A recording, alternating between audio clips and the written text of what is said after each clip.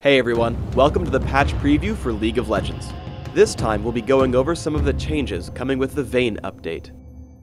We're adding a new mechanic to the game, Tenacity. Tenacity works a lot like Mercury Treads do now, but Blind and Silence are getting added to the list of debuffs shortened.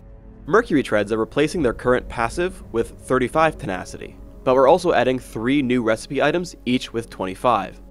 Cloak of Agility and Dagger build 1, Blasting Wand builds the second, and Philosopher's Stone builds the third. We want to give players ways to combat crowd control heavy teams without feeling like they're forced to take Mercury Treads. This should increase item diversity and help make other boots feel better. Note that Tenacity does not stack, it just takes the single highest value.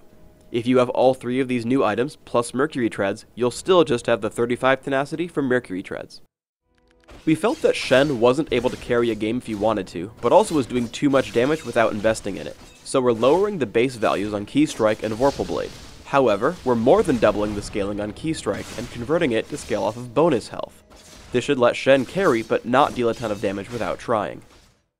Jarvan is an amazing bruiser, but fighting him can be frustrating. We're increasing the cooldown by 1 second and mana cost by 5 on Dragon Strike to help fighting against him in lane.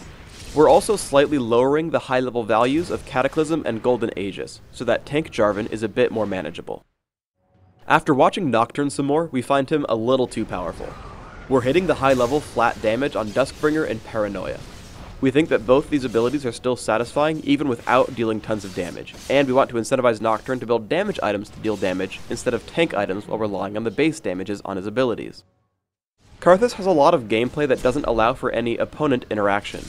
Either you don't kill him and he deals a ton of damage to you, or you do kill him and he still deals a ton of damage to you. We're lowering the duration of his passive from 8 seconds to 7, and nerfing the AP ratio on his ultimate from 0.7 to 0.6. Players should now find killing Karthus to be a more appropriate end to his damage output. We had also given Karthus lower death timers to compensate for the 8 seconds of his passive.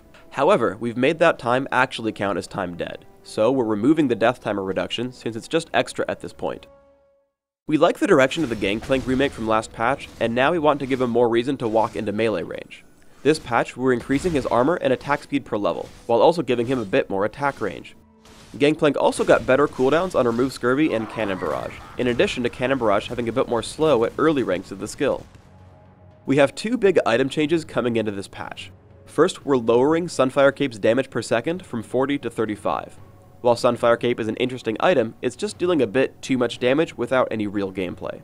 Second, we're making some changes to Wit's End. The mechanic of Mana Burn either completely shuts down a champion for an entire fight, or is useless and has no effect, so we're removing the mechanic from the game. It still deals 42 magic damage per hit, but now instead of removing mana from the target, it places a stacking magic resist buff on you when you attack. We like that Wit's End is an attack speed anti-mage item, so we want to keep that feel.